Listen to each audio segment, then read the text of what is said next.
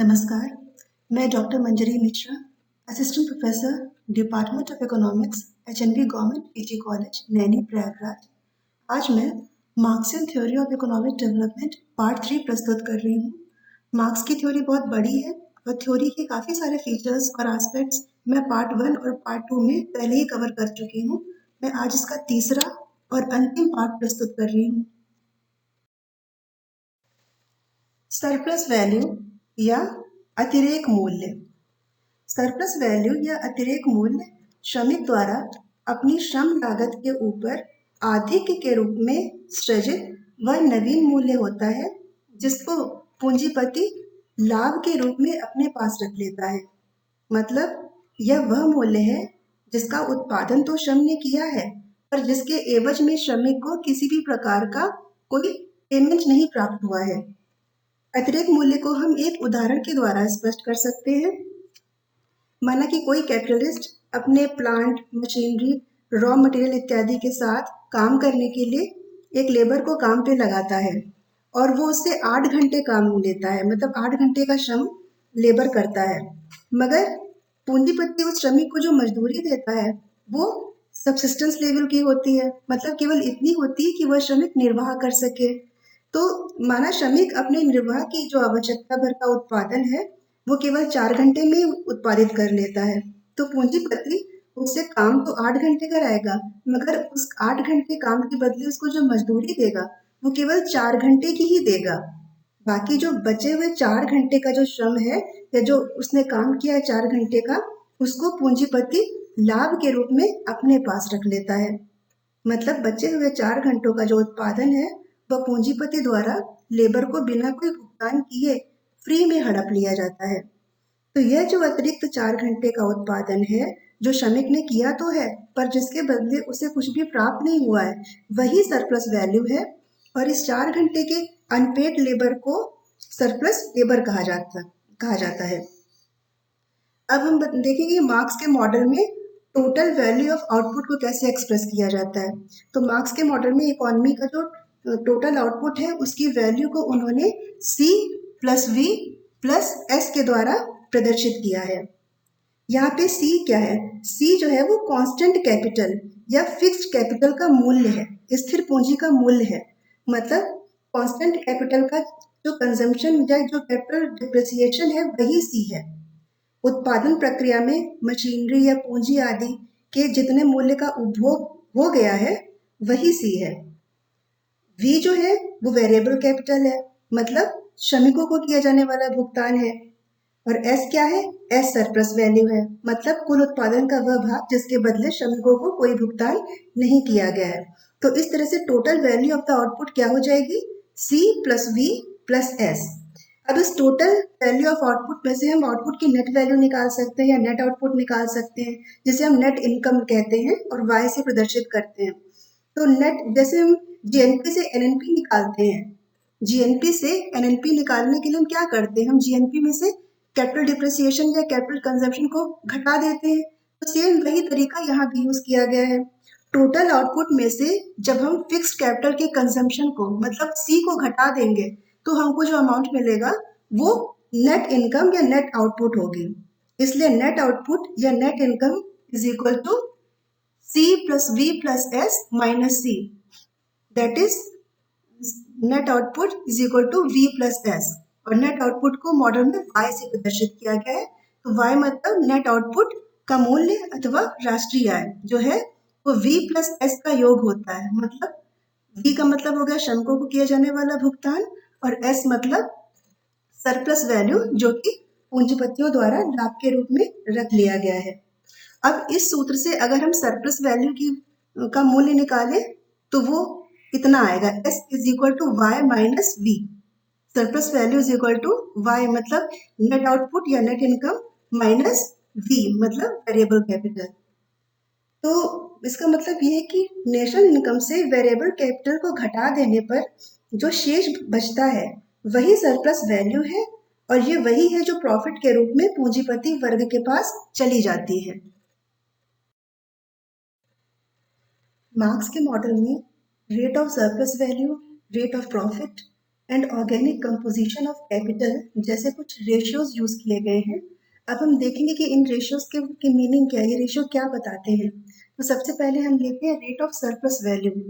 Rate of surplus value को ही degree of exploitation भी कहा जाता है और इसे S अपॉन V से प्रदर्शित करते हैं।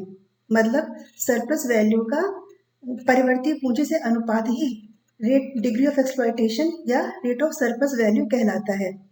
यह वास्तव में राष्ट्रीय आय में प्रॉफिट के शेयर और वेजेस के शेयर के बीच का रेशियो है। अगर समय के साथ ये रेशियो बढ़ता है तो इस रेशियो का बढ़ना रेट ऑफ एक्सप्लॉयटेशन के बढ़ जाने को बताता है। रेट ऑफ एक्सप्लॉयटेशन बढ़ जाने के कारण राष्ट्रीय आय में वेजेस के कंपैरिजन में प्रॉफिट का शेयर ज्यादा बढ़ जाता है। दूसरा जो रेशियो यूज किया गया है वो है द रेट ऑफ प्रॉफिट, जिसे R से प्रदर्शित करते हैं। तो मार्क्स की थ्योरी में रेट ऑफ प्रॉफिट को S upon V plus C से रिप्रेजेंट किया गया है। या मतलब कि S मतलब सरप्लस वैल्यू, V मतलब वेरिएबल कैपिटल और C मतलब कांस्टेंट कैपिटल, जिसके बारे में आपको हम पहले ही बता चुके हैं। तो ये रेट ऑफ प्रॉफिट जो है वो सरप्लस वैल्यू का वेरिएबल कैपिटल और कांस्टेंट कैपिटल के योग से अनुपात है। इस एक्सप्रेशन में न्यूमरेटर एंड डिनोमिनेटर दोनों को V से डिवाइड करने पर R या रेट ऑफ प्रॉफिट की वैल्यू हमको मिलती है R is equal to S upon V divided by 1 plus C upon V। तो यहाँ पे हम देख रहे हैं कि डिनोमिनेटर में जो एक्सप्रेशन C अपॉन V आ रहा है उसी को मार्क्स के मॉडल में ऑर्गेनिक कंपोजिशन ऑफ कैपिटल कहा गया है या पूंजी की प्रांगरिक संरचना। तो ये जो पूंजी की इक्वेशन 2 से क्लियर हो रहा है कि जो पूंजी की प्रांगरिक संरचना है, ऑर्गेनिक कंपोजिशन ऑफ कैपिटल है, वो डिनोमिनेटर में है, जो ये बता रही है कि रेट ऑफ प्रॉफिट का ऑर्गेनिक कंपोजिशन ऑफ कैपिटल के साथ विपरीत संबंध होता है। मतलब यदि ऑर्गेनिक कंपोजिशन ऑफ कैपिटल बढ़ेगी तो रेट ऑफ प्रॉफिट निश्चित रूप से घटेगी। कैपिटल एक्यूमुलेशन या पूंजी संचय। सरप्लस वैल्यू पूंजी संचय को बढ़ावा देता है। कैपिटल एक्यूमुलेशन या पूंजी संचय वह प्रक्रिया है जिसमें कैपिटलिस्ट क्लास अपने प्रॉफिट्स को कैपिटल में री इन्वेस्ट करता है। मतलब उसके पास जो प्रॉफिट के रूप में उसको प्राप्त होता है, अब उस प्रॉफिट का प्रयोग वह कोई नया प्लांट लगाने या पुराने प्लांट का एक्सपेंशन करने, मतलब उसमें कोई नई मशीनरीज लगाने या कोई नया इक्विपमेंट लगाने आदि में करता है। दूसरे शब्दों में प्रॉफिट्स को री इन्वेस्ट करके वह इकोनॉमी में कैपिटल के स्टॉक को बढ़ाता चला जाता है और इसी प्रक्रिया को ही कैपिटल एक्यूमुलेशन का नाम दिया गया है। अब हम देखेंगे कि पूंजीपति ऐसा क्यों करता है। बुर्जुआसी मतलब पूंजीपति क्लास का जो एम होता है, उसका जो उद्देश्य होता है वो एनी हाउ अपने प्रॉफिट को बढ़ाना होता है और प्रॉफिट को बढ़ाने के लिए सरप्लस वैल्यू को बढ़ाना जरूरी है। और सरप्लस वैल्यू वह 3 तरह से बढ़ा सकता है, अपनी सरप्लस वैल्यू को 3 प्रकार से बढ़ा सकता है। उनमें सबसे पहला तरीका है number 1 by increasing working hours of labourers, मतलब श्रमिकों के काम के घंटे बढ़ा के। जैसा पिछले एग्जाम्पल में बताया था मैंने कि पूंजीपति श्रमिक से 8 घंटे का काम कराकर उसे 4 घंटे के श्रम का भुगतान करता है, निर्वाह के जो उसके निर्वाह के बराबर होता है। और जो बचा हुआ 4 घंटे का उत्पादन है जिसके लिए श्रमिक को कोई मजदूरी नहीं प्राप्त हुई है, वह सरप्लस वैल्यू है। अब यदि काम के घंटे 8 से बढ़ाकर 10 कर दिए जाएं तो सरप्लस वैल्यू भी 4 से बढ़कर 6 घंटे हो जाएगा। अब मतलब 6 घंटे का जो उत्पादन है वो सरप्लस वैल्यू के रूप में प्रोड्यूसर के पास जाएगा। तो इस तरह से 2 घंटे का अधिक उत्पादन वो लाभ के रूप में प्राप्त कर पाएगा। परंतु मार्क्स का कहना है कि यह मेथड बहुत प्रैक्टिकल नहीं है। वर्किंग आवर्स एक लिमिट तक ही बढ़ाए जा सकते हैं, क्योंकि श्रमिक कितना काम कर पाएगा, वह 8-10 घंटे काम करके या 12 घंटे काम करके बहुत थक चुका होगा। इसलिए सरप्लस वैल्यू बढ़ाने का यह तरीका बहुत प्रैक्टिकल नहीं है। सरप्लस वैल्यू बढ़ाने का जो दूसरा तरीका है वह है by reducing the number of hours required to produce labour subsistence, मतलब कि निर्वाह के लिए आवश्यक वस्तुओं के उत्पादन में लगने वाले घंटों की संख्या को कम करके। इसका मतलब यह है कि निर्वाह के लिए आवश्यक वस्तुओं की कीमतें कम कर देना। हम सभी जानते हैं कि सभी वस्तुओं का उत्पादन पूंजीपति वर्ग ही करता है। श्रमिकों की सहायता से पूंजीपति वर्ग ही सभी प्रकार की वस्तुओं का उत्पादन करता है और निर्वाह के लिए जिन वस्तुओं की आवश्यकता होती है वे संख्या में बहुत अधिक नहीं होती है। यदि पूंजीपति इन निर्वाह वस्तुओं की कीमतें कम कर देता है तो निर्वाह उत्पादन के लिए आवश्यक काम के घंटे अब कम हो जाएंगे।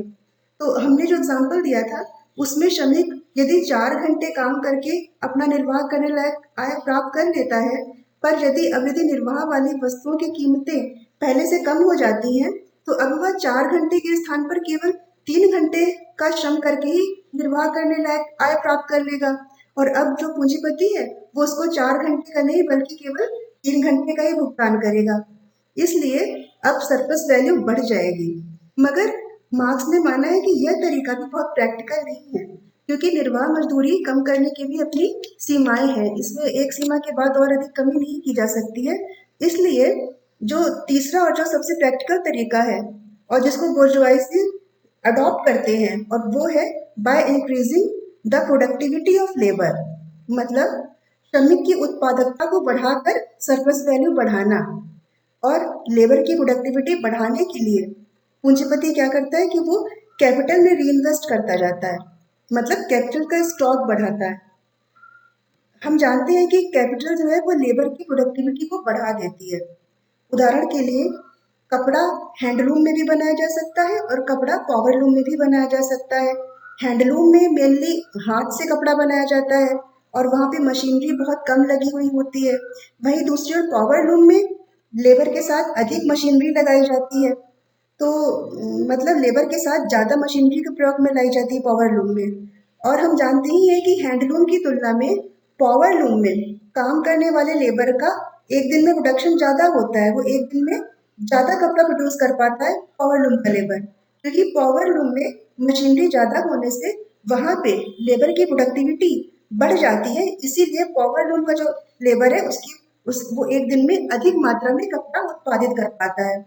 इसलिए बोर्जुआइसी जो है वो तीसरा तरीका ही अपनाता है और सरप्लस वैल्यू बढ़ाने के लिए कैपिटल में री इन्वेस्ट कर इकोनॉमी में कैपिटल का स्टॉक बढ़ाता चला जाता है और इस तरह वे कैपिटल को अक्यूमुलेट करता है, जब पूंजी का संचय करता है। तो मार्क्स के मॉडल में पूंजी का संचय आर्थिक विकास की एक प्रकार से स्वाभाविक प्रक्रिया है। कैपिटलिस्ट क्राइसिस या पूंजीवादी संकट। कैपिटलिस्ट अपने प्रॉफिट को बढ़ाने के लिए अपनी सरप्लस वैल्यू को कैपिटल में री इन्वेस्ट करता जाता है, पर प्रॉफिट केवल सरप्लस वैल्यू पर ही डिपेंड नहीं करता है। जैसा कि मैंने पहले की एक स्लाइड में बताया था कि प्रॉफिट सरप्लस वैल्यू के साथ ही साथ organic composition of capital C/V उस पर भी निर्भर करता है। तो जो ऑर्गेनिक कंपोजिशन ऑफ कैपिटल है उसका प्रॉफिट के साथ विपरीत संबंध होता है। मतलब जब कैपिटल एक्यूमुलेशन होता है तो रेशियो C/V बढ़ता चला जाता है, इसलिए जो रेट ऑफ प्रॉफिट है वो गिरने लग जाती, घटती जाती है, क्योंकि उसका ऑर्गेनिक कंपोजिशन ऑफ कैपिटल के साथ विपरीत संबंध होता है।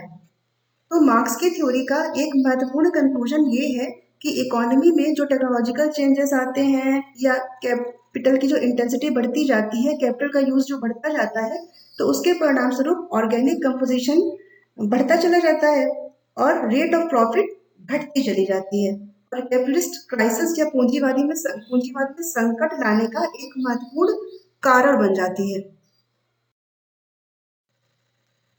डाउनफॉल ऑफ कैपिटलिज्म या पूंजीवाद का पतन। मार्क्स का कहना है कि पूंजीवाद लंबे समय के लिए नहीं चल पाएगा, इसका पतन हो जाएगा।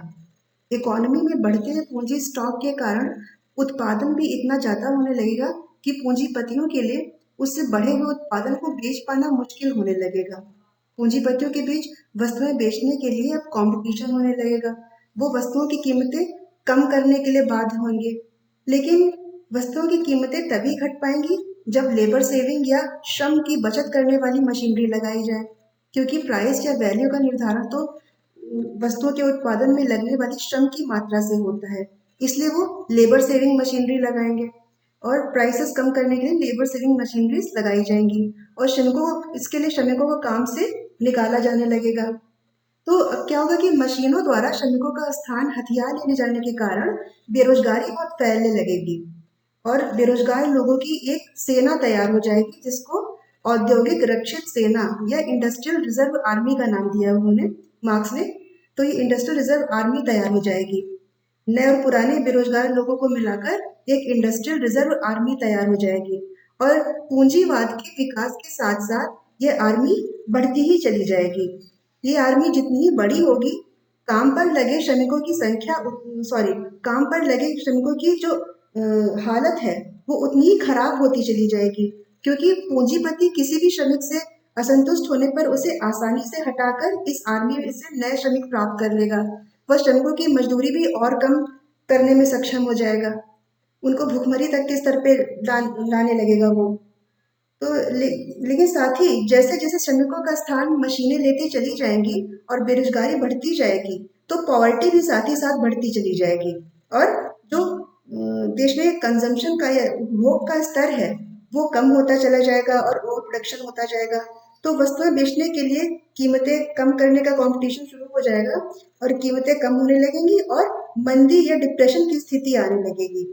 तो मार्क्स का कहना है कि डिप्रेशन और रिकवरी की जो स्थिति है वो लंबे समय तक चलेंगी। उसके बाद उचित समय आने पर जो प्रोलेटेरिएट क्लास है वो रिवोल्ट कर देगा, वो अपनी मुसीबतों से अपनी तकलीफों से परेशान होकर अंततः रिवोल्ट कर देगा, क्रांति कर देगा और पूंजीवाद को समाप्त कर देगा, जड़ से समाप्त कर देगा, प्राइवेट प्रॉपर्टी को समाप्त कर देगा। तो ये जो श्रमिक वर्ग या प्रोलेटेरिएट क्लास है जो क्रांति लाता है, उसके साथ उस क्रांति के साथ ही पॉवर्टी भी खत्म हो जाएगी, क्लास स्ट्रगल भी खत्म हो जाएगा और साथ ही स्टेट भी खत्म हो जाएगा और कम्युनिज्म आ जाएगा, साम्यवाद आ जाएगा। और साम्यवाद में प्रत्येक व्यक्ति अपनी योग्यता के अनुसार काम करता है और अपनी आवश्यकता के अनुसार प्राप्त करेगा। यही मार्क्स की थ्योरी है। मार्क्स की थ्योरी को बहुत ज़्यादा क्रिटिसाइज भी किया गया है। फर्स्ट, उनकी जो मटेरियलिस्टिक इंटरप्रिटेशन ऑफ हिस्ट्री है वो भी पूरी तरह से सच नहीं मानी गई है, क्योंकि हिस्ट्री को केवल मटेरियलिस्टिक कंडीशन ही नहीं निर्धारित करती हैं, बल्कि हिस्टोरिकल इवेंट्स को रिलीजन, एथिक्स, कल्चर और पॉलिटिकल कंडीशंस भी अफेक्ट करती हैं। दूसरा, उनका जो पूरा एनालिसिस है उसकी फाउंडेशन सरप्लस वैल्यू है, पर वास्तविकता में हम वैल्यू से नहीं कंसर्न रहते बल्कि हम प्राइस से डील करते हैं। Third, Marx a false prophet. Marx को झूठा पैगंबर कहा जाता है क्योंकि उनकी जो पूंजीवाद के विनाश की भविष्यवाणी थी वो सत्य नहीं सिद्ध हुई है। पूंजीवाद या उदारवाद फल फूल रहा है और जहां कहीं साम्यवाद आया भी है तो उसका वह रूप नहीं है जैसा कि मार्क्स ने बताया था। Fourth, technology does not create unemployment. Marks का ये कहना भी सही नहीं कि टेक्नोलॉजिकल प्रोग्रेस हमेशा ही बेरोजगारी लेके आएगी और एक इंडस्ट्रियल रिजर्व आर्मी बना देगी। वास्तव में हमने देखा है कि टेक्नोलॉजिकल प्रोग्रेस के साथ साथ नेशनल इनकम बढ़ती जाती है और इकोनॉमी को और रिसोर्सेस मिलते हैं जो रोजगार बढ़ाने में सहायक होते हैं। Fifth, capitalist did not meet its predicted doomsday. Marx ने जैसा बताया था कि पूंजीवाद का विनाश हो जाएगा, वैसा कुछ भी नहीं हुआ और वह पहले से भी ज्यादा स्ट्रांग बनकर उभरा है। तो मार्क्स की निस्संदेह बहुत आलोचनाएं की गई हैं, परंतु इसका मतलब ये नहीं है कि मार्क्स की थ्योरी महत्वहीन है। वास्तव में ये मार्क्स के विचारों का ही प्रभाव है कि सभी देशों में सरकारें बहुत सजग हो गई हैं और श्रमिक वर्ग व निर्धन वर्ग को प्रोटेक्ट करने के लिए कई तरह के कानून बनाए हैं, कई तरह से उनको प्रोटेक्ट कर रही हैं। जैसे मिनिमम वेज डिटर्मिनेशन एक्ट ला रही हैं और भी बहुत से ऐसे एक्ट लाई हैं जिससे उन्हें आसानी से श्रमिकों को काम से ना निकाला जा सके और अगर निकालना जरूरी भी हो तो भली भांति उनको कंपनसेट किया जाए, क्योंकि इस बात से संभवतः कोई इनकार नहीं कर सकता है कि यदि पूंजीवाद को पूरी तरह से मुक्त छोड़ दिया जाए तो श्रमिकों का शोषण और इकोनॉमिक डिस्पैरिटी अवश्यम भावी है।